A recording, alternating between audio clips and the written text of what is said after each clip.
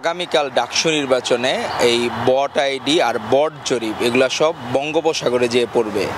কারণ হচ্ছে ইলেকশনে যারা ভোট দিবে ডাকসু নির্বাচনে এরা বাংলাদেশের সবচেয়ে সচেতন শিক্ষার্থীরা।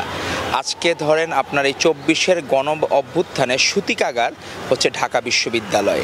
তো এই ঢাকা বিশ্ববিদ্যালয় হচ্ছে সবসময় রাজনীতির প্রাণকেন্দ্র, ছাত্র রাজনীতি বলেন যে কোনো রাজনীতি বলেন।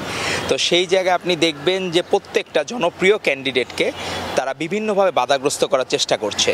প্রথমে আমাদের নারী বোনদেরকে সাইবার বুলিংয়ের মাধ্যমে তাদেরকে হ্যারাস করার চেষ্টা করছে, আর এখন তারা চেষ্টা করছে যে সাইবার অ্যাটাক করে কিভাবে জনপ্রিয় ক্যান্ডিডেটের প্রচারণাকে বাধাগ্রস্ত করা যায়।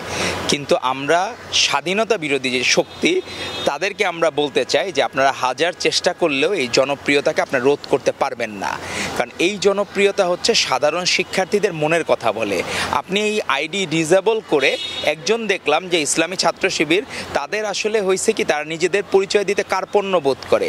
তারা নিজেদের নাম দিয়েছে ঐক্যবদ্ধ শিক্ষার্থী জোট, কিন্তু ঐক্যবদ্ধ শিক্ষার্থী জোট না বলে তারা যদি নিজেদের পরিচয় নির্বাচনে আসতো। জীবনের সব আয়োজন এখানে একসাথে, তাহলে সাধারণ শিক্ষিত সাদরে বরণ করত। আর তারা হচ্ছে ওই বট আইডি দিয়ে যে বট জরিপগুলা চালায়, তারা কি করে একটা সার্কেলে ধরেন একটা মানুষের প্রত্যেকেই স্বতন্ত্র যারা ইলেকশন করছে তাদেরও কিন্তু 50 জন 60 জন বা 100টা ভোট কিন্তু তারা পাবে। ওই দেখা গেল কি করছে, ওই 100 জনের মধ্যে যে জিজ্ঞেস করলো আপনার কারে ভোট দিবেন, দেখা গেল ওই 200 জনের মধ্যে 100 জন বললো আমরা এমকে ভোট দেবো।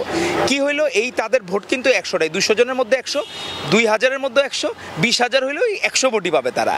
তো এখন এই ধরনের জরিপ চালিয়ে তারা যদি মনে করে যে ক্যান্ডিডেটকে উইন করে আনবে, এইভাবে কেউ উইন করতে পারে না। বাংলাদেশের ইতিহাসে এই ইসলামী ছাত্র শিবির বা এদের সর্বোচ্চ ভালো ফলাফল ছিল, তারা সম্ভবত 1980 বা 81 সালের দিকে তারা মনে হয় একটা ডাকসুতে মনে হয় তারা সেখানে সর্বোচ্চ 6টা ডাকসুতে তাও কেন্দ্রীয় পর্যায়ে সদস্য পেয়েছিল। নট ভিপি, জিএস, এজিএস পদে কখনোই তারা উইন করতে পারে নাই। তাদের এই যে মনোকষ্ট, মনোবেদনা, তাদের এই বেদনার স্বর আরও দীর্ঘায়িত হবে।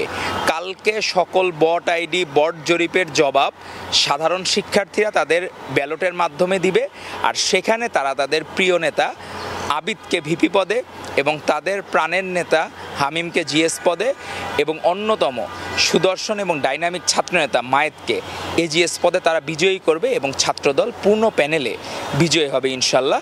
সেটাই আমাদের সকলের প্রত্যাশা থাকবে।